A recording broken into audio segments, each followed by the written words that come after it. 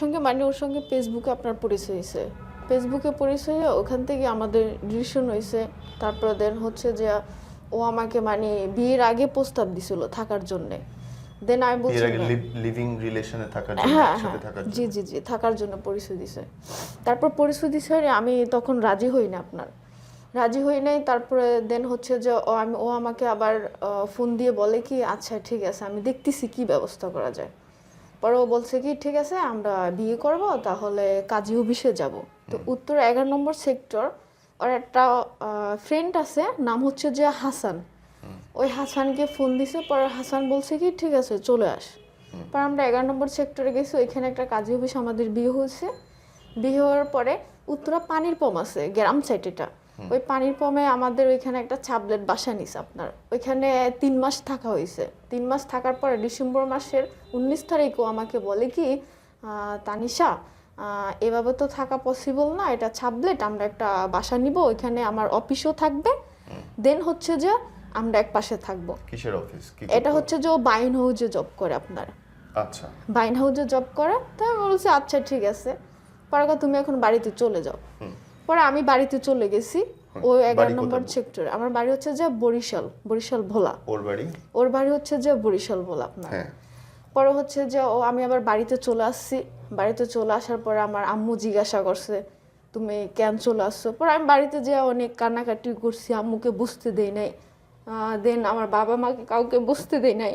দেন হচ্ছে যে ও হচ্ছে যে মানে একটা মানুষ, একটা ছেলে একটা মেয়ের সঙ্গে এত কিছু করতে পারে, এটা কল্পনার বাইরে।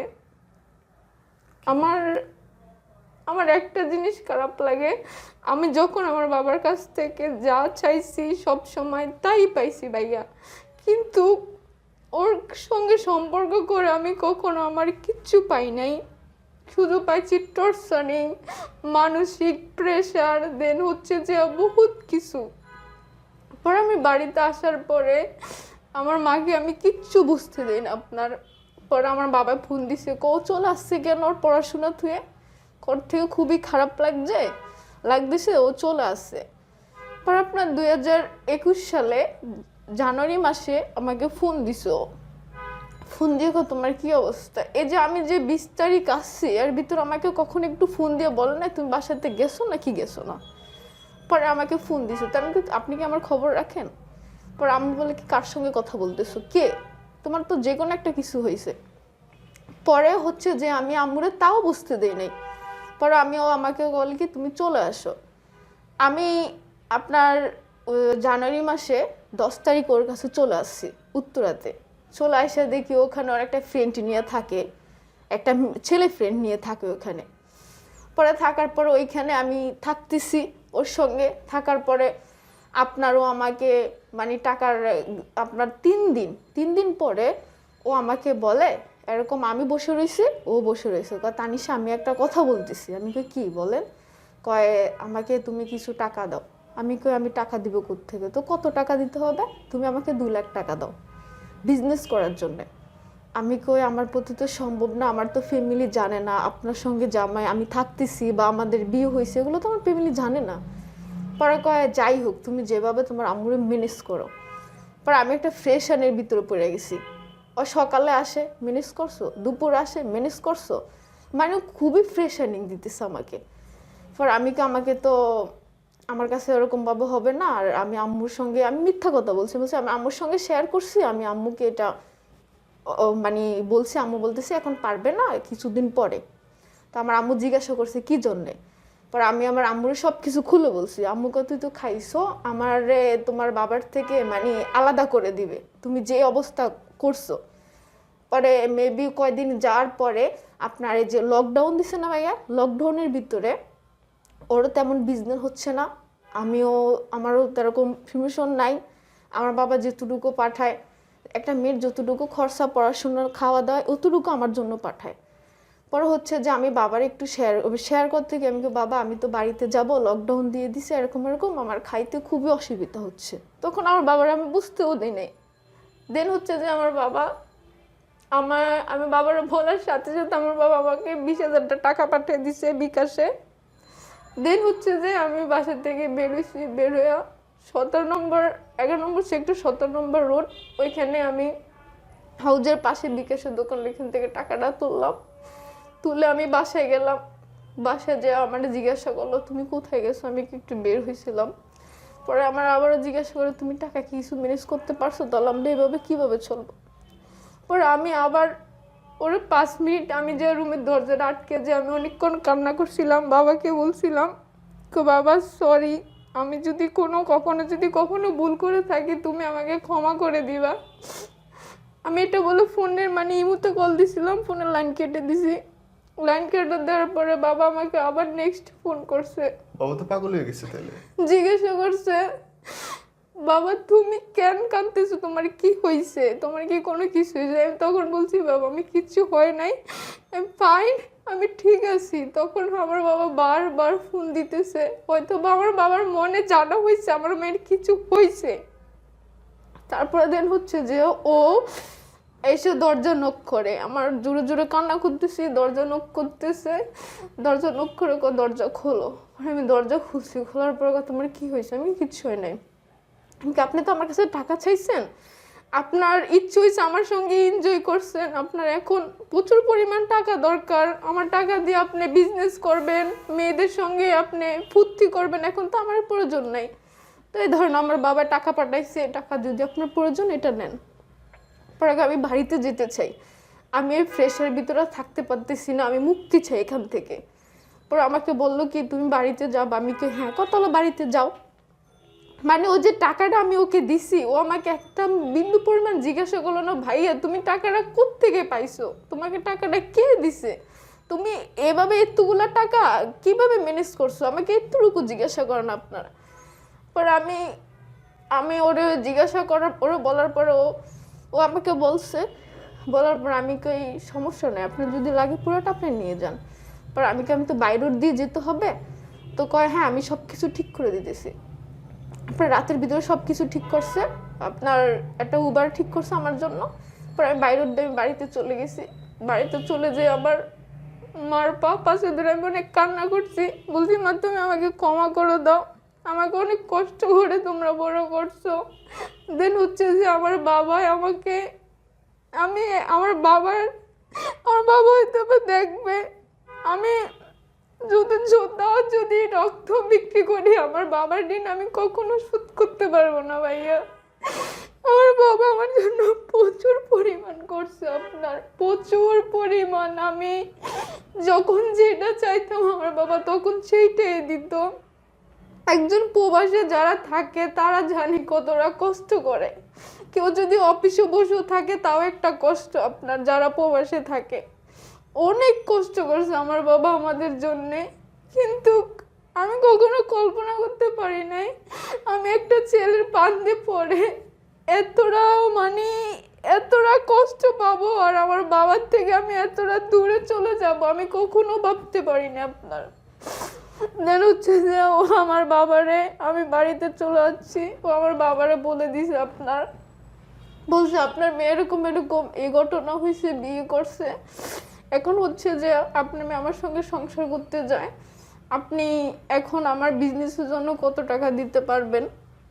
আমার একটা কথা হচ্ছে ভাইয়া, যেহেতু আমাদের বিয়ে হচ্ছে আমার বাবার একটুখানি গুছিয়ে বললো তুই তো, হট করে বলে আপনার মেয়ের বিয়ে হয়েছে, আমি বিজনেস করতেছি, বিজনেসে কত টাকা দেওয়া লাগবে এটা বলতেছে আপনার। দেন আমার বাবা এটা শোনার পরে আমার মাকে ফোন দিছে, ফোন দিয়ে বলে কি ও কোথায়, ওরে বাসার থেকে বের করো। আমার বাবা ফোন দিয়ে আমার মাকে বলে, ও বলার পরে আমার হাজবেন্ড জাহিদুলে বলার পরে আমার বাবার আমার আম্মুর কাছে ফোন দিয়েছে, ফোন দিয়ে তানিশা কোথায়। আমার মা বলতেছে কেন, বাসা কি হয়েছে, করে বাসার থেকে এক্ষুনি বের করো। যেই মেয়ে আমার মান সম্মান সব কিছু নষ্ট করে দিছে, যে মেয়ের নিয়ে আমার স্বপ্ন ছিল ওই মেয়ে আমার মান সম্মান সব নষ্ট করে দিছে, তুমি ওই মেয়ের বাসা থেকে বের করে দাও। তখন আমার মা কয়ে এরকম করে কথা বলতেছেন, তুইও বের হয়ে যা। আমার আম্মুকে বলে তুইও বের হয়ে যা। আপনি আমার সঙ্গে এরকম করে কথা বলতেছেন কেন, আগে আপনি শান্ত হন, কি হয়েছে শুনি। তুই সব কিছু লুকিয়ে রাখছো, তুই মূলগুড়া, তুইও বের হয়ে যা। আমার আম্মুরে তুই তাঙ্গার করে, একটা বাবা স্বাভাবিক বলাতে, যেহেতু একটা মেয়ে নিয়ে তার বাবার স্বপ্ন ছিল আমার মেয়ে আমার জন্য অনেক কিছু করবে, কিন্তু আমি স্বপ্ন পূরণ করতে পারি নাই, আমি কিচ্ছু করতে পারি না আমার বাবার জন্যে। তার জন্য আমি সরি, বাবার কাছে যদি 1000 যদি আমি ক্ষমা চাই, আমি ক্ষমা পাওয়ার যোগ্য না, এটা আমি জানি। কিন্তু কত স্বপ্ন দেখছে তোমার বাপ তোমারে নিয়ে? আমার আমার বাবা আজকে 2.5 বছর ধরে আমার সঙ্গে কথা বলে না ভাইয়া। 2.5 বছর আমি আমার বাবার সব দিক দিয়ে আমি আপনার একটা ভালো মেয়ে ছিলাম, কিন্তু আমি পারি নাই। তার জন্য আমি খুবই দুঃখিত আমার বাবার কাছে।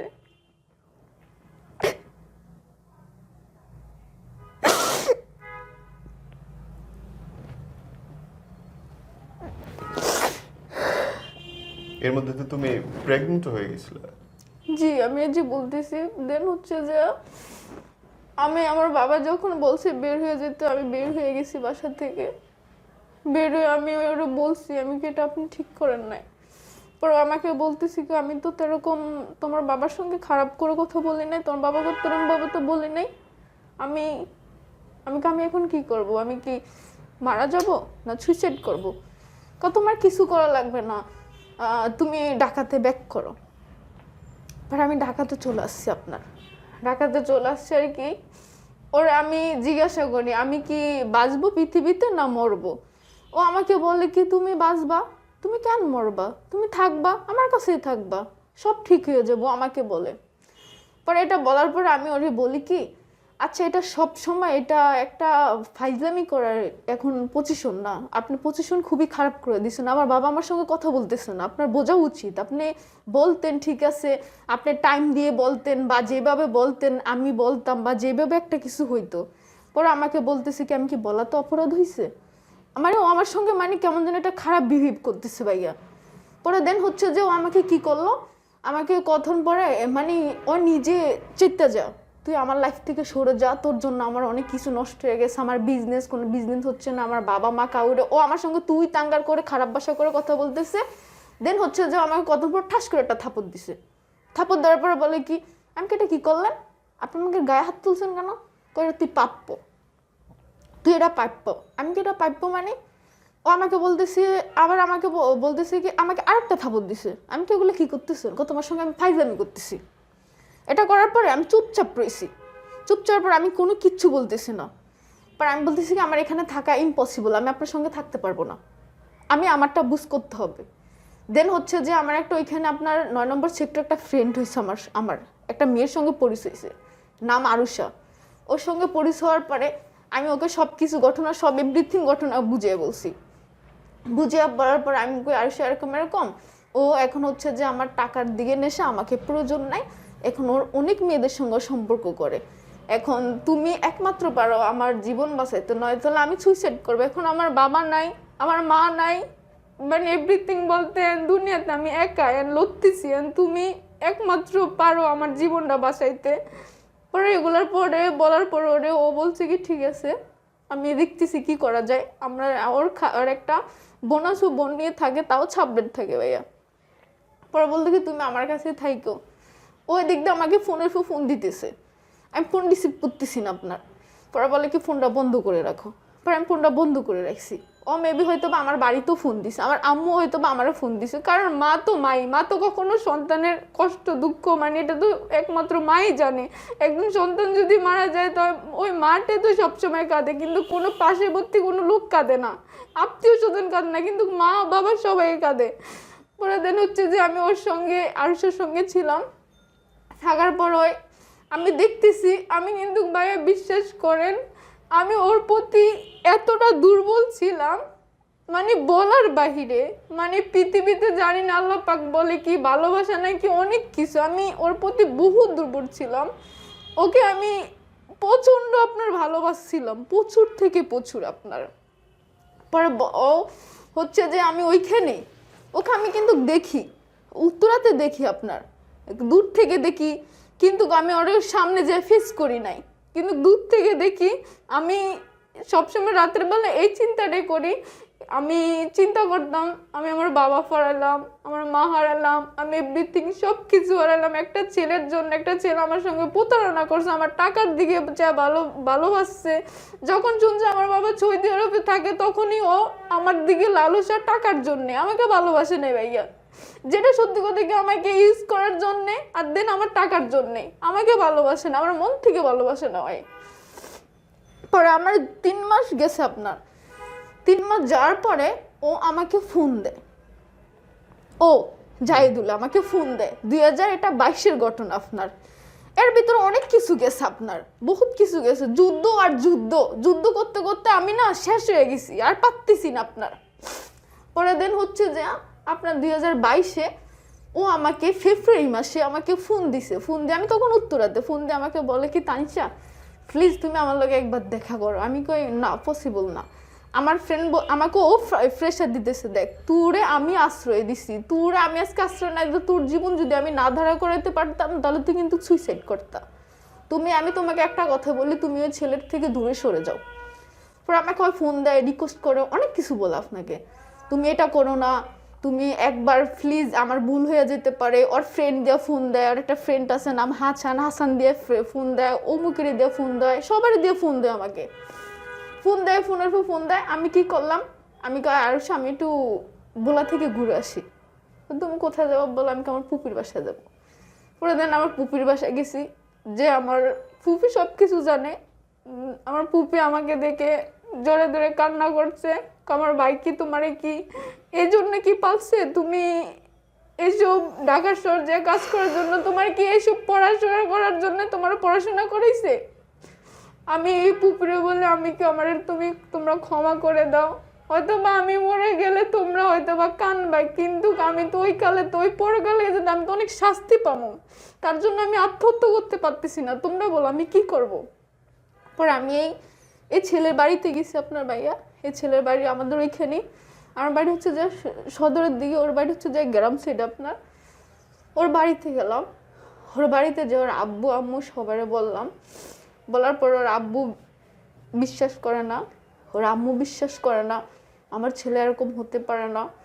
আশেপাশের পরামর্শী যা আছে ওরা বিশ্বাস করে, ওরা জানে বলে মেবি এরকম একটা ঘটনা ঘটেছে ঢাকার শহর আমার সঙ্গে। দেন ওর বাবা বিশ্বাস করে না, ওর মা বিশ্বাস করে না। আমি ভোলাতে যে ওদের ফ্যামিলির লোকও যুদ্ধ করছি, আমার কিছু নাই, এখন তো আমার একটা ডিসিশন নিতে হবে। ফ্যামিলিতে যে লগে ওর ফ্যামিলির লগে যুদ্ধ করলাম, ওর ফ্যামিলি কোনো প্রকারে বলতেছে না। চেয়ারম্যানের কাছে গেলাম, চেয়ারম্যান বলতেছে না। আমি একটা মেয়ে, ওদের চেয়ারম্যানের কাছে গেছি, ওনার বোঝা উচিত ঠিক আছে মেয়েটা এতটা যুদ্ধ করে, ওর বাবা যেহেতু কথা বলতেছে না, ওর ফ্যামিলি যেহেতু কথা বলতেছে না, আমি হয়তো বা একটা বিচার করে মেয়েটার একটা ভালো পজিশনে বা একটা ভালো জায়গায় দাঁড় করে দেয়, ছেলের থেকে হয়তো বা মেয়েটার মুক্তি দেয়। কিন্তু ভাইয়া কি করলো উনি আমাকে অন্য প্রস্তাব দেয়। উনি বলতেছে ঠিক আছে আমি তোমার বিচার করে দিব। এটা হচ্ছে যে এই চেয়ারম্যান হচ্ছে যে ওর আত্মীয়, আপনার আত্মীয়, ওই চেয়ারম্যান, এই চেয়ারম্যান ওর আত্মীয়। উনি আমাকে বলতেছে কি ও ভালো না, ও টাউডার ছেলে, ও অনেক মেয়েদের জীবন নষ্ট করছে। দেন হচ্ছে যে তুমি সুন্দর করে জীবন সাজাও, আমি তোমাকে ওরকমভাবে দিব। তুমি হচ্ছে যে ওর থেকে ক্ষতিপূরণ নিয়ে, আমি তোমার ক্ষতিপূরণ নিয়ে ওর থেকে দিয়ে তোমার বিদায় করে দেব। পর আমি কিছু বলি না, আমি চুপচাপ পড়েছি। আমি কি ক্ষতিপূরণ কিসের, আমার একটা জীবনের ক্ষতিপূরণ দিতে পারবেন? একটা মেয়ে একটা বাবার থেকে যে আলাদা হয়ে গেছে ওটার ক্ষতিপূরণ দিতে পারবেন? তার বাবার সঙ্গে মিশিয়ে দিতে পারবেন? তারপর উনি বলতেছি কি আমি তোমার একটা কথা বলি ঠান্ডা মাথায়। উনি হচ্ছে যে আমার সঙ্গে কথা বলে, উনি আমার বলতেছে মাথা হাত দিতেছে, তুমি ভালো থাকবা, অনেক ভালো পজিশন। ওগুলো এটা ফ্ল্যানই ছিল, ওদের যেহেতু আত্মীয় ফ্ল্যানই ছিল, ভালো থাকবা, আমার বুঝাইতেছে তুমি সরে যাও, এমন তেমন অনেক কিছু বলছে। বলার পরে আমি তোমার জন্য অনেক কিছু করতে পারি, তো আপনি আমার জন্য কি করবেন ভাইয়া? ওনাকে বলতেছি আপনি আমার জন্য কি করবেন ভাইয়া? আমি তোমার জন্য বহুত কিছু করব, তুমি যদি চাও। আমি কি চাই? আমি তো আপনার থেকে কিছু চাই না, আমি তো ও আমার সঙ্গে যেটা করছে এটা আমি ঝামেলা শেষ করে দিতে চাই, এটা চাই আমি। তাহলে আমি একটা কাজ করতে পারি তোমার জন্য, তুমি যা চাইবে আমি তোমারে তাই দিব।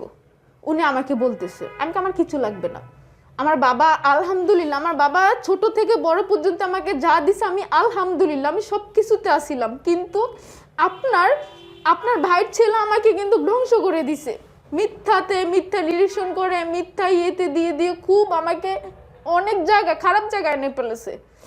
পরে উনি আমাকে প্রস্তাব দেয় ওনার সঙ্গে থাকতে হবে, ওনার সঙ্গে আমার থাকতে হবে। যদি ওনার সঙ্গে আমি থাকি তাহলে উনি হচ্ছে যে করবে, আমাকে সব কিছু ঠিকঠাক করে দিবে, আমাকে প্রতি মাসে 50,000 টাকা করে দিবে। আমি যদি ওনার সঙ্গে থাকি প্রতি মাসে আমাকে 50,000 টাকা করে দিবে। আমার কখনো কিচ্ছু হবে না আপনার। পরে দেন হচ্ছে যে আমি এটাতে রাজি হই না, আমি ওখান থেকে চলে গেছি। চলে যাওয়ার পরে আমি আমার পুকুর পাশে গেছি, ওখান থেকে আমি দেখতেছি ভাই ওদের ফ্যামিলির সঙ্গে আমি যুদ্ধ করতে পারতেছি না। পরে আমি ঢাকাতে আবার ব্যাক করছি, ঢাকাতে ব্যাক করে আমি আনুষের সঙ্গে ছিলাম। পরে এই ব্যাপারটা ওর চেয়ারম্যান ওরে জানাইছে ফোন দিয়ে জানার পরে উনি ও বললো কি, তানিশা তুমি চেয়ারম্যানকে বলছো কেন? আমি কই যার বাড়িতে গেছি, যে যুদ্ধ করছি, আমার বাড়িতে বলাটা উচিত ছিল না। আমি আমার বাবাকে বলাটা উচিত ছিল না, আমার বাবার থেকে আমি আড়াই বছর ধরে একদম দূরে, এটা কিন্তু উচিত ছিল না একদমই। বলার পরে তুমি আমার সঙ্গে দেখা করো। আমি না, ইম্পসিবল, আমি দেখা করতে পারবো না। তুমি আমার সঙ্গে দেখা করো। আমাকে বললো কি, আপনার 11 নম্বর সেক্টরে জমজম টাওয়ার আছে না, ওই জমজম টাওয়ারের ওইখানে ওর সঙ্গে একটা আপনার রেস্টুরেন্টে বসে আর কি ওইখানে কথা বলছি। আমাকে বলে কি, ঠিক আছে তুমি আমার সঙ্গে, আমি তোমার সঙ্গে সংসার করবো, আমি তোমার সঙ্গে থাকবো, দেন হচ্ছে যে তুমি করতে পারবে না, কাউকে বলতে পারবে না। আমাকে এখন বলে আমি কাউকে বলতে পারবো না, ওর সঙ্গে আমি থাকবো, আমি কাউকে বলতে পারবো না। তখন আমি ওরে বলতেছি কি, আমি থাকতে পারবো না, ইম্পসিবল। যে ছেলে আমাকে টাকার জন্য টর্চারিং করে, যে ছেলে আমাকে থাপড় গায়ে হাত দিয়ে বলে কি না এটা একটা মজা, এটা একটা ফান, আমি ওই ছেলের সঙ্গে থাকতে চাই না। পরে এটা বলার পরে কয়, আচ্ছা তুমি থাকবা না, তাহলে আচ্ছা ঠিক আছে, তুমি যদি না থাকো, তুমি যদি লোকের এগুলো সব বেড়ে বলো, তাহলে আমি সুইসাইড করুম। ও আমাকে বলো আত্মহত্যা করবে। আমি আপনি আত্মহত্যা করেন, সেটা আপনার আমার না, আমি রুখে দাঁড়াইতে চাই, আমি আপনার সঙ্গে আর থাকতে চাই না। পরে ঠিক আছে, জীবনে আমরা বলে জীবনে মেয়েদের বিয়ে একটাই, মানে অনেক রোমান্টিক করে কথা বলতেছে আমাকে এখন, জীবনে মেয়েদের বিয়ে একটাই, জীবনে মেয়েদের হ্যান ত্যান এগুলো বলতেছে আপনার। বলার পরে থাকছি আমি, ওর 4 দিন পরে আমাকে ফোন দিছে, তুমি ডিসিশন কি নিছো, তুমি থাকবা না নাকি ডিভোর্স চাও? আমি বলতেছি আমি ডিভোর্স চাই, আমি থাকতে চাই না আপনার সঙ্গে। পরে বলার পরে ওর একটা আবার আরুষার একটা বোন আছে, ওই বোন আমাকে বুঝাইলো, দেখো বিয়ে একটাই, দেখো একবার তো ছাড় দিছে। তারপর তুমি আবার তার ঘরে চলে গেলা? তার ঘরে চলে গেছি আপনার, তার ঘরে চলে যে ওইখানে থাকা হচ্ছে আপনার 2022-এ আমার রমজান আসছে, রমজানের ভিতরে আমি আর কোথায় যাবো, ফ্যামিলি নাই, ফ্যামিলির সঙ্গে কথা বলতেছি না। আমার আম্মু মাঝে মধ্যে ফোন দিয়ে আমার আম্মুর সঙ্গে কথা বলি, এইটুকুকে দাঁড়স আর কিছু না। পরে হচ্ছে যে ও আমাকে রেখে ও দেশের বাড়িতে চলে গেছে রমজানে। আমি ঢাকাতে থাকছিলাম, ঢাকাতে ঈদ করছিলাম একা, বাবা মা ছাড়া। তখন আমার থেকে খুবই খারাপ লাগছিল। তখন আমার মা আমাকে ফোন দিয়ে জিজ্ঞাসা করে, তুমি কি খাইছো, তুমি কি কিছু কেনাকাটা করছো নি, তুমি কি করতেছো? আমি বলি মা আমি ভালো আছি, তুমি ভালো আছো, এই বলে কথাবার্তা বলার পরে শেষ। ও বাড়িতে গেছে, বাড়ির থেকে আসছে, আসার পর আমাকে বলে কি, তুমি তো ছিলা, তুমি কি কোথাও যাবা ঘুরতে? আমি বললাম আমি কোথাও যাবো না, যে জায়গা থেকে আপনি আমার বাবাকে দূরে ঠেলে দিয়েছেন ওই জায়গা আমি কোথায় গেল কি আর না গেল কি, আপনার তো আমার লাইফটাই নষ্ট করে দিয়েছেন। এটা বলার পরেও আমাকে মানে আমার সঙ্গে ওখান থেকে রুম থেকে চলে গেছে। চলে যাওয়ার পরে আমাকে রাতের বেলা বলে কি, আসো আমরা কুয়ারঘাট থেকে ঘুরে আসি। পরে আমি যাবো না। পরে 2-3 দিন হয়ে গেছে, পরে আমার ফ্রেন্ড, আমার যা হইতো আমার ফ্রেন্ডের সঙ্গে আমি শেয়ার করতাম, ও যেভাবে বলতো আমি ওর জন্য তো বেঁচে আসছিলাম, কারণ আমি তো নয়তো আত্মহত্যাই করতাম। তখন আমার কেউ ছিল না সাইডে। বেবি এই আপনার এই সেপ্টেম্বর মাসেও আমার সঙ্গে এই 2022-এ আমার লগে দুর্ঘটনাটা ঘটাইছিল। বলো, সেটা বলো। আমরা গেছি কুয়াকাটার থেকে আসছি, আসার পর আমার বাচ্চা কনসেপ্ট হয়ে গেছিল, কনসেপ্ট হয়ে যাওয়ার পরে দেন হচ্ছে যে আমি ওরে বলি নাই, হয়তো বা আমি ওরা এখন বলবো, ও যে একটা জানোয়ার যেরকম আমার সঙ্গে খারাপ বিহেভ করতেছে বা ও একটা কিছু করবে। পরে আমি না বলে আমি বাড়িতে চলে গেছি। ওর আম্মু নাকি ওরে ফোন দিছে ওর বাড়িতে আমাকে যাইতে। পরে আমি ওর বাড়িতে গেছি, বাড়িতে যাওয়ার পর ওর আম্মুকে বলছি, বলার পর ওর আম্মু বলে কি, তুমি আমার কাছে এখন থাকো, পরে তোমার বাড়িতে যাও। আমি কই না, এখন আমি আপনার বাসাতে থাকবো না। হয়তো বাই দেখেন কার মনে কি আছে, হয়তো বড় আম্মু আমার সঙ্গে একটা কিছু করতে পারে, যেহেতু অগো ফ্যামিলির ভিতরে এরকমই, ওই কিছু একটা করতে পারে। পরে আমার আম্মু আমার ফোন দিছে, ফোন দিয়ে তুমি বাড়িতে আসো, তোমার বাবাকে জানবে না। পরে আমার বাড়িতে গেলাম, বাড়িতে যে আমার আম্মুর সঙ্গে থাকতেছি, তখন আমার শরীর খুবই অসুস্থ, অনেকটা অসুস্থ, আমি খাইতে পারি না, কোনো কিছু না। কয় মাস তখন? তখন আপনার হচ্ছে যে 1 মাস হবে, 1 মাস হবে। তখন আমার শরীর খুবই উইক হয়ে গেছে, খুবই খারাপ অবস্থা হয়ে গেছে, আমি চলাফেরা করতে পারতেছি না। তখন আমার আম্মুর সঙ্গে আমি এই জিনিসটা শেয়ার করি না, আমার আম্মুকে বলি না। যদি আমার আম্মুকে বলতে যাই তাহলে এখানে হয়তো বা আমার আম্মু একটা কষ্টে পাবা বা যে কোনো একটা কিছু হবে। তখন আমি আরুষারে বলছি, আমার ফ্রেন্ডের বলার পরে তুমি ঢাকাতে আসো, ঢাকাতে এসে ভালো ডাক্তার দেখাও। তো আমি তো বলাতে আসি এখন, তুমি ঢাকাতে চলে আসো, বেশি কথা বলো না, তোমার আম্মুর সঙ্গে এগুলো শেয়ার করো না, তোমার আম্মু হয়তো বা কষ্ট পেতে পারে, তুমি বোঝো কিছু। তোমার কত কিছুর পরে তোমার মা আবার তোমাকে চুপে বাসাতে নিছে। তো পরে বলার পরে ও আমাকে বলছে, বলার পরে আমি আবার জাউদুলেরে শেয়ার করছি, ওনারে শেয়ার করছি। ইমুনারে শেয়ার করার পরে আমাকে ও বললো কি, ঠিক আছে তানিশা, আমি তোমাকে ভালো ডাক্তার দেখাবো, যা তো হয়েছে আমরা একটা ভালো সংসার করব, আমাদের বাচ্চা কাচ্চা নিয়ে সব কিছু নিয়ে। তা আমাকে বলার পর আমি কি আচ্ছা ঠিক আছে। হয়তো বাবা একটা জিনিস কি, হয়তো বা মানুষ প্রথম খারাপ থাকে, হয়তো বা বাচ্চা কাচ্চা হলে হয়তো বা ভালো হয়ে যায়, আমার ভিতরে এটা ছিল। পরে আমি বলার থেকে চলে আসছি, বলার দিকে চলে আসছে রে, ও আমাকে লজ গেট থেকে আপনার রিসিভ করছে, গাড়ি থেকে রিসিভ করে আমাকে বলে কি, এখন হচ্ছে যে আমরা বাসা যাব না, এখন আমরা একটা ফ্রেন্ডের বাসাতে থাকবো, দেন হচ্ছে যে সকালবেলা বাসাতে যাবে। তখন আমি গ্রিনল্যান্ডে এসে রাত 10টা বেজে গেছে। তখন একটা ফ্রেন্ডের বাসায় নিয়েছে, ফ্রেন্ডের বাসায় নেওয়ার পরে আমাকে শুক্রবার সকালবেলা ডাক্তার দেখাইছে। ডাক্তার দেওয়ানের ওইখানে আপনার আমার বাচ্চার আছে যে আপনার 2.5 মাসের বাচ্চা, আপনার 2.5 মাসের বাচ্চা ওইখানে আসছে রিপোর্টে। আসার পর ওর যখন আমার রিপোর্টটা বের হয়েছে, তখন ওই রিপোর্টটা হাতে নিছে, যখন ডাক্তার ম্যাম বলছিল ওরে, বলার পর মুখটা জানি কেমন জানি প্রকাশে করে ফেলছে, মানে মুখটা কালো মেঘের মতো করে ফেলছে।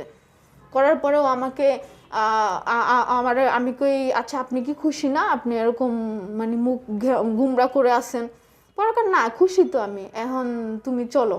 পরে ম্যাম কতগুলা মেডিসিন দিছে, আপনার ওইখান থেকে ও একটা মেডিসিনও নেয় না আমার জন্যে। ম্যাম বলছে কি, যত দ্রুত পরিমাণ ওরে ভালো করে কিছু খাওয়া দাওয়া করেন আর মেডিসিনগুলো ঠিক মতো খাওয়ান। বলার পরে ও বলতেছে কি বাসায় চলো। পরে মিরপুর 1 ওইখানে একটা বাসা নিছে, চাবলেট। আমি এতটুকু জানি না, আমাকে বলছে উত্তরাতে শিফট করবো ওর বাসাতে, কিন্তু কই যে মিরপুরে নিছে বাসা ওইটা আমি জানি না। আর আমাকে মিরপুর 1-এ নিছে, নিয়ে ওইখানে চাবলেট ছিলার পরে ওইখানে আমি বাসাতে উঠছি, ওঠার পরে ওই নিচে গেছি, নিচে যে আমার জন্য হালকা পাতলা কিছু মেডিসিন নিয়ে আসছে, খাবার নিয়ে আসছে। ওই যে যার বাসাতে সাবলেট, ওই আন্টি বলে কি তুমি খাওয়া দাওয়া করছো? পরে আন্টিরে সব কিছু ও বলছে, আমিও বলছি। বলার পর আন্টি রান্না করছে, আন্টি আমার জন্য খাবার নিয়ে আসছে। পরে আন্টি আমি খাবার খাইলাম, খাবার খেয়ে ওষুধ খেলাম, আমি একটু রেস্ট নিছি। রেস্ট নেওয়ার পরে আপনার বিকাল 4টার দিকে আমি ঘুম থেকে উঠছে, ও বারান্দাতে বসে বসে ওর আম্মুর সঙ্গে জানি কি কি কথা বলতেছে, আমি ওটার খেয়াল করি না, আমি তো ঘুমে গেছি, কারণ আমার শরীর অনেকটা উইক ছিল, প্রচুর উইক ছিল, খেতে পারি না, দেন আমি অনেক অসুস্থ ছিলাম। পরে বারান্দাতে এরকম বসে রয়েছে, আমি উঠে আমি আবার দাঁড়িয়ে রয়েছি, আমি আবার কখন পরে ওয়াশরুমে গেছি, যাই ফ্রেশ ট্রেশ হয়ে পর আমি দাঁড়িয়ে রয়েছি। পর আমি কই আমি তো বাড়িতে অনেকদিন তো ছিলাম, আমি তো ডাক্তার দেখাইছি, আমি বাড়ির দিকে চলে যাই। ও আমাকে বলে কি, কেন আরো কয়দিন থাকো, তোমার জন্য যেহেতু বাসা নিছি, আরো কয়দিন থেকে ভালো আরো ডাক্তার দেখাবো তোমাকে। এই ডাক্তার ও বিশ্বাস করেন এটা নাকি ভুয়া রিপোর্ট আসছে, আমাকে বলে। পর আমি কি এটা আবার ভুয়া হয় কিভাবে? দেন হচ্ছে যে এটা বলার পরে বিকাল বেলা 5টার দিকে ওর এখান দিয়ে মনে ওর ফ্রেন্ড আছে আপনার, এই যে জাউসর মেডিকেল ওইখানে ফোন দিছে। ফোন দেওয়ার পরে বলছে কি ওই মেডিকেলে যাবে। উত্তরার থেকে আমরা মিরপুরের থেকে আমরা ওই মেডিকেলে গেছি। মেডিকেলে যে হ্যাঁ একটা রিপোর্ট করছে, দেখে একদম এই 2.5 বছর এটা আসছে বাচ্চা। আসার পরে রিপোর্ট এটা আসছে। পরে এখান থেকে আবার বাসাতে ব্যাক করছি মিরপুরে ব্যাক করার পরে সকালবেলা আমি ঘুম থেকে উঠছি সকালবেলা। পরে ওঠার পরে ওই আংটি ডাক দিছে, ওই বাড়ির আংটি, বাসার আংটি বলে কি কিছু খেয়েছো? আমি কই না আংটি কিছু খাই নাই। দেখো তোমার আম্মু থাকলো তোমার জন্য এতটুকু করতো, এখন আমি রুটি বানাইছি, তুমি এটা খেয়ে ওষুধ খেয়ে নাও। পরে আমি খাওয়া দাওয়ার পর আমি বসে বসে মোবাইল টিপতেছি। মোবাইল টিপতেছি, পরে আমার ফ্রেন্ড ফোন দিছে, ফ্রেন্ডের সঙ্গে কথা বলতেছি। বলার পরে ওই বারান্দাতে ওর আম্মুর সঙ্গে মেবি কথা বলছে, বারান্দার থেকে কথা বলে আমার পাশে আসছে, এসে দাঁড়িয়ে বলে কি তুমি কি করবা, তোমাকে আমি একটু ঠান্ডা মাথা কথা বলতেছি, আমাকে বলে। আমি কি হ্যাঁ জি বলেন। পরে কয় তুমি কি করবা। আমি কি করবো মানে আমি এখন বাড়িতে যাব, বাড়িতে যাই তারপরে আপনাদের বাড়িতে যাব না আমাদের বাড়িতে যাব, আমি একটু সুস্থ মতো কয়দিন থাকি, রেস্ট নেওয়ার পর হয়তো বা আমি আপনার বাসাতে বেক করবো, আপনি তো বলছেন এখানে বাসা নিয়েছেন, ওইখানে আপনার প্রবলেম। বলাটার পরে ভাইয়া ও মানে 5 মিনিট দম খিচ্ছা রয়েছে আপনার।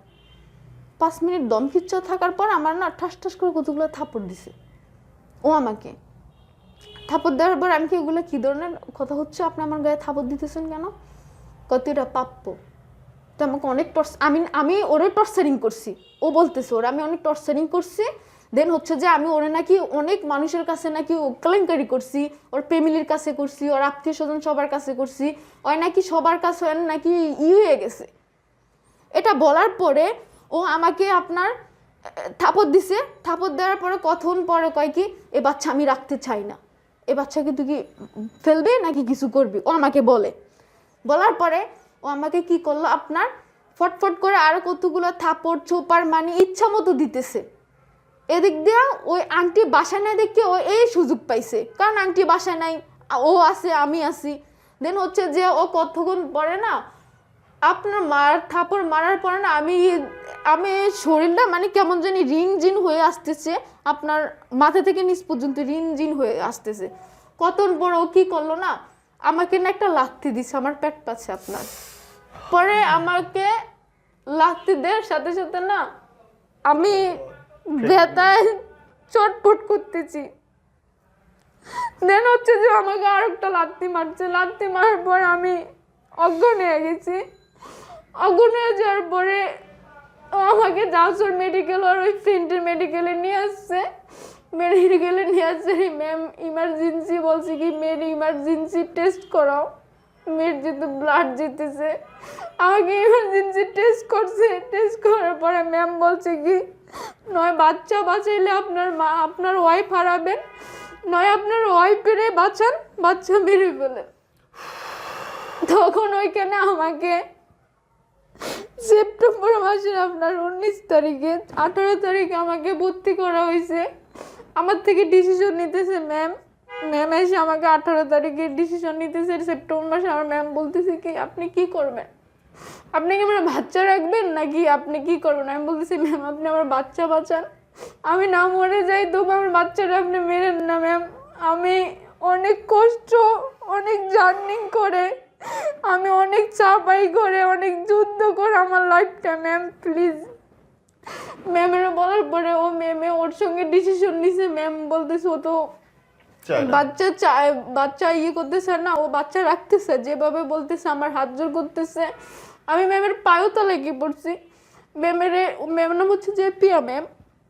ম্যামের বলার পরে ম্যামে কয় মেয়েটা খুবই কষ্টের, তুমি মেয়েটার সঙ্গে এসব করো না। ওরা বলার পরে কয় আমার গাছ থাকলে আমার একদিন ফল হবে, এটা ম্যামের ও বলছে। বলার পরে ম্যামে রাতের 8টার দিকে আমার কাছে আবার আসছে।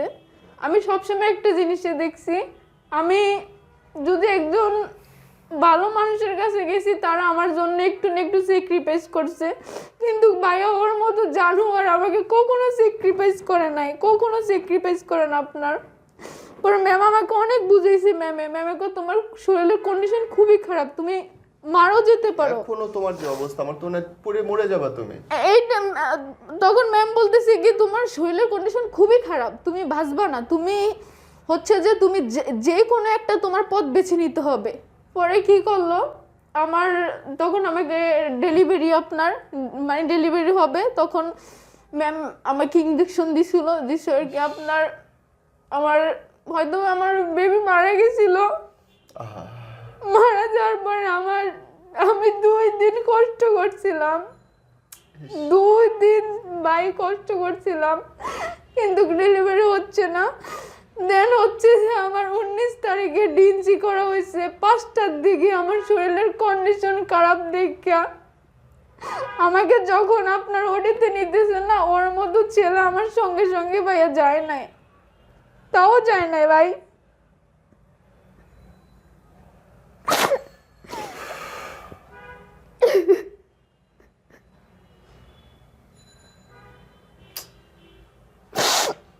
জানোয়ারটা কই এখন?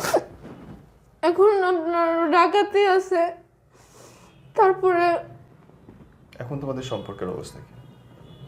এখন হচ্ছে যে যে জায়গায় গেছি ওই জায়গায় আপনার খারাপ প্রস্তাব, তোমাকে এটা করে দিব, তুমি আমাদের জন্য এটা করো, তোমাকে এই হেল্পটা করে দিব, তোমার জন্য এটা করব, প্রচুর পরিমাণ। যখন ডিএনসি করার পরে যখন একটা জানোয়ার, এরকম জানোয়ার কখনো হয় না। মানুষ বলে কি, মানুষ যখন ওরে দেখে না, দেখলে বলে কি না ও তো খুবই একটা ভালো ছেলে, নিশন ছেলে, ছেলে এরকম হতে পারে না। ডিএনসি করার পরও ভাই বাসাতে আনছে, আনার পর আমার গায়ে বোঝেন হাত তোলে 2 দিন পরে। কত জানোয়ার! ভালো করে আমাকে মেডিসিন দোতলা কি ভাই খাওয়ায় নাই, তাও মেডিসিনটি খাবে না ভাই। আমি সারা পৃথিবীতে আমার বাচ্চার দেন হচ্ছে যে ওরে আমি ফেস করতে চাই, আমি আমি না আর পারতেছি না। এখন আমার দেখতেছি সুইসাইড করা ছাড়া আমার আর কোনো পথ নাই, কোনো পথ নাই। আমি সারা পৃথিবীতে যাই, আমি একটা জিনিস কি থানা বলেন, আদালত বলেন, দেন হচ্ছে যে সবার কাছে গেছি ভাই। শুধু প্রধানমন্ত্রীর কাছে আমার যাওয়া, আর কারো কাছে, আর সবার কাছে যাওয়া বাকি শেষ আপনার। আমি ওর জন্য মামলা করতে গেছি, আমি ছোট্ট করে বলি, আমি ওর জন্য মামলা করতে গেছি। উত্তরাতে গেছি আপনার, উত্তরাতে গেছি, উত্তরা আপনার 7 নম্বর সেক্টর, ওই যে বাইন হাউসে জব করে ওরই একটা অফিসে, পাশের অফিসে 7 নম্বর সেক্টরে গেছি। যাই ওখানে কিছু ভাইগরকে এরকম বলছি, বলার পরে ভাইরা আমার এই যে বাচ্চার রিপোর্ট এগুলো তো আগেরগুলো তো পুড়িয়ে ফেলছে আপনার। পরে আমি ফুলি যেভাবে হয় ওইখান থেকে এগুলো আবার নিছি মেডিকেল থেকে নিয়ে ওনাদেরকে, এগুলো ওরা দেখছে, দেখার পরে খুবই খারাপ করছে, অনেক হিটিও করছে। বলার পরে একটা ভাই উনি আমাকে বললো কি ঠিক আছে আমি তোমারে হেল্প করব। টাকা পয়সা খাইছে, বহুত টাকা পয়সা খাইছে, কিন্তু কেউ আমাকে হেল্প করে নাই। পরে কি হেল্প করে? তুমি কি চেয়েছিলে? আমি চেয়েছি ওরে জন কঠিন থেকে কঠিন শাস্তি দাও। ওরে কেস করছো তুমি? হ্যাঁ কেস করছি, উত্তরাতে কেস করছি। ওরা নিচে হেয়ার পিসখান দিয়ে ছেড়ে দিছে, আমার থেকে 10,000 টাকা নিছে। কেস করছো না জিডি করছিলে? না না না, আমি কেস করছি। এটা হচ্ছে যে ওর ফ্যামিলিগত নিছে, ওর ফ্যামিলি নাকি 20,000 টাকা দিয়ে ওর এখান থেকে ছুটিয়ে নিছে। তাহলে আমি যে একটা মেয়ে হেল্প চাইছি, দেন হচ্ছে যে আমার থেকে যে টাকাটা নেওয়া হয়েছে তাও তো আমারে কোনো হেল্প করা হয় নাই, এটা কি করলেন? পরে উনি নাকি আপনার মেবি এই 11 নম্বর সেক্টর থেকে উনি থেকে নাকি এখান থেকে ট্রান্সফার অন্য জায়গায় চলে গেছে। যাই হোক, পরে আমি সাথে গেছি একটা লোকের লগে, ভদ্র লোকের লগে আমার লগে পরিচয় হয়েছে। পরিচয় হওয়ার পর উনি কয় ঠিক আছে তুমি মামলাটা করো কোর্টে, হ্যাঁ তোমার এই এভরিথিং এই লাগবে। পরে আমার কয়টা তোমার সরকার বাইরে কেস হবে, যেহেতু তোমার বাচ্চাও মেরে ফেলছে, মার্ডার কেস হবে, তুমি দিবা। পরে আমার জিজ্ঞাসা করছে তুমি অ্যামাউন্ট কত দিতে পারবে? আমি কেউ মামলা করতে অ্যামাউন্ট যা লাগে আমি সেটা দিব। আমি যদি রক্ত বিক্রি করা হয় তবু আমার বাচ্চার বিচার চাই, আমি যেভাবে হয়, যে পজিশন হয়, যেভাবে তো আপনার অ্যামাউন্ট দিতে হবে। পরে উনি কয়টা তো সরকার বাইরে কেস হয়ে যাবে, তুমি সব মিলে আমরা 10,000 টাকা দিও। আপনার এটা আজকে 15 দিনের ঘটনা, 15 দিনের ঘটনা। আমি আপনার ওনারে 10,000 টাকা দিছি, উনি মামলা করে দিবে, মানে সব কিছু ঠিকঠাক করছে, মামলা করে দিবে। ওনার 10,000 টাকা দিলাম, আমার এই যে মেডিকেলের কাগজপত্র যা আছে এভরিথিং সব কিছু দিলাম, উনি মামলা করে দিবে। উনি আজ না কাল, কাল না পরশু, পরশু না তরশু, মানে এরকম করে উনি আবার এখান দিয়ে কি করছে, ওর লগে ভাঁজ দিছে, ওর লগে ভাঁজ দিয়া এগুলো মানে করতেছে। করার পরে উনি ওনার মতো, আমি আমার মতো, মানে উনি আমাকে বুঝ দিতেছে আমি মামলা করব আজকে না কাল, কাল না পরশু। আমাকে বলতেছে কি হাইকোর্টে যাইতে। আমি হাইকোর্টে গেছি, আপনার হাইকোর্টে গেছি, উকিলের সঙ্গে কথা বলেছে। উকিলে বলতেছে কি আপনার সব কিছু ঠিকঠাক হয়ে গেছে, আপনি দেন হচ্ছে যে এই তারিখে এসেন। গেলাম ওই তারিখে, জজ করে যাইতে বলছে। গেলাম জজ করে যাক, আপনার একটু সময় লাগবে, তো আমরা করতেছি, আপনার একটু সময় লাগবে, একটু অপেক্ষা করেন। গেলাম আমি আবার আমি আমার কাকির বাসাতে থাকি এখন। গেলাম বাসার দিকে চলে যাওয়ার পর নাকি আজ না কাল, কাল না পরশু দিন আমি আবার উত্তরাতে গেছি। মানে এখন পর্যন্ত তুমি কোনোখানে কোনো বিচার পাও নাই? বিচার পাই না আপনার, একদম কারো কাছে বিচার পাই নাই, কারো কাছে বিচার পাই না আপনার। উনি যে লোকটা আমার থেকে টাকাটা নিছে, উনি আমার সঙ্গে যে কি যে খারাপ, নোংরা নোংরা নোংরা নোংরা ভাষা কথা বলছে, নোংরা নোংরা ভাষা কথা বলছে। মানে হচ্ছে যে ওনার সঙ্গে আপনার আমার সব কাজ করে দিবে, বিচার করে দিবে, আপনার হচ্ছে যে ওরে আপনার সাথে সাথে পুলিশ দিয়ে ধরাবে, ধরে দিয়ে ওরে কোর্টে চালান করে দিবে। আমি আমার বাচ্চার বিচার পেয়ে যাম, ওনার সঙ্গে থাকতে হবে। হ্যাঁ, ওইখানেও ওনার সঙ্গে থাকতে হবে, হেল্প করে দিব। এখানে আমি ওনার কাছে টাকা দিছি, ওনার সঙ্গে আমার হ্যাঁ থাকতে হবে আপনার। মানে আমি যে জায়গা যাই ভাই কারোর কাছে হেল্প পাই না, কিন্তু সবার কাছে কি থাকতে হবে। ও মাই গড। থাকবা তোমাকে হেল্প করে দিব, থাকবা তুমি তোমার আমি হেল্প করে দিব। আমার শরীরের কন্ডিশন দেখছেন, আমি শেষ হয়ে যেতেছি, আমি কারো কাছে বিচার পাই নাই। একটা ছেলে এরকম দুর্ঘটনা ঘটাইছে, তাও কারোর কাছে যে বিচার পাই না, কারো কাছে বিচার পাই নাই। বোন, তোমার এই যে অল্প বয়সে বিয়ে, প্রেম, বাচ্চা, এত ঘটনা, এই নিয়ে যদি এখন যারা দেখছে ছোট ছোট ছোট যে মেয়েরা 14-15 বছর মেয়েরা, ওদের জন্য যদি তুমি কিছু বলতে চাও যে কিভাবে সতর্ক হবে বা কি করবে? আমি একটা জিনিসে বলতে চাই, সেটা হচ্ছে যে যারা এনকার জেনারেশনে আছে, পড়াশোনা করে, বাবা মা যেভাবে বলো ওইভাবে মানে চলাফেরা করুক, একটা জিনিস। আর যারা এখন 13-14 বছর আছে, আমি মনে করি কি আমার মতো কেউ জন ওই জায়গাতে জীবনও পাড়া না দেয়, আমার মতো জন কেউ না হয়, কেউ জন ওই জায়গাতে কখনো পাড়া না দেয়, বাবা মার দিকে তাকে কখনো জন ওই জায়গাতে পাড়া না দেয়। আর আমি জানি না কেউ আমাকে কি ব্যাড কমেন্ট করবে না ভালো কমেন্ট করবে, আমি এতটুকু চাই পাবলিক পেজে মানে যারা যারা আমার ভিডিওটা দেখবে, আমি একটা জিনিস আমার সবাই এইটুকু সাপোর্ট চাই সবাই থেকে, এই জানোয়ারের জন্য আমি শাস্তি পাই, এই জিনিসটা আমি সবার কাছে অনুরোধ করব। দোয়া করো অন্তত যেন ও ওর প্রাপ্য সম্মানটা পায়, শাস্তিটা যেন দেখে যেতে পারে। আমি এইটাই চাই, আমি মরতে চাই না। আমি বেসিক্যালি আমি কালকে যখন আমি উত্তরাতে রাতের বেলা 10টার দিকে বসে রয়েছি, তখন আমি ডিসাইড করছিলাম আমি গাড়ির তলা মাথা দিব, যেটা সত্যি কথা। তখন আমি চাইছি সুইসাইড করতে। তখন ওই মেয়েটাই ওকে আমার একটা ফ্রেন্ড, ওরা আমি লাখ লাখ শুকরিয়া করি ওজন ভালো থাকে। ও আমাকে যদি এতটুকু সাপোর্ট না করতো, তাহলে আমি মনে হয় এতদিন পর্যন্ত ওর সঙ্গে যুদ্ধ করে আসতে পারতাম না। ওকে বলার পরে তুই সুইসাইড করো না, তুমি বাঁচো, তুমি যুদ্ধ করো, দেখো ওর কি হয়, তুমি ওর শাস্তি দাও, কঠিন থেকে কঠিন শাস্তি দাও। আমি কিচ্ছু চাই না পৃথিবীতে। আমি যদি প্রধানমন্ত্রীর কাছেও আমার একটাই আবেদন বা একটাই সব কিছু, আমি আমার বাচ্চার শাস্তি চাই। আমাকে যেভাবে মারছে, আমাকে যেভাবে কি করছে না করছে, আমার কাছে সব কিছু ডকুমেন্ট আছে। আমি থানা তো গেলে আমার কাছে থেকে টাকা নেয়, কোনো কিচ্ছু করে না ভাইয়া। আমি যার কাছে যাই তার কাছে আমার কপাল না একদমই খারাপ, কারো কাছে আমি বিচার পাই না। সবাই বলে এটা করো এটা করো এটা করো, আমার সঙ্গে থাকো, এত টাকা দাও, এমন করো এমন করো। কিন্তু ভাই একটা জিনিস, আমি আমার বাবার মার কখনো ঋণ শোধ করতে পারবো না, জীবনও না। আমার মা আমার জন্য এখনো প্রচুর পরিমাণ করে, প্রচুর পরিমাণ মা বাপ করবে। আমার মায়ে, আমি এরকম একটা দুর্ঘটনা ঘটার পর আমার মাই কিন্তু জানে না এই ব্যাপারটায়। আমি আজকে আইসে ভিডিওর সামনে বলতেছি, আমার মা বাবা কখনো জানে না, আমার মা একটু বিন্দু পরিমাণও জানে না। আমার মায়ে আমাকে যখন আমি যেটা বলি ওইটাই দেয়, এখন আমার মায় করতেছে আমার বাবার অজান্তায়।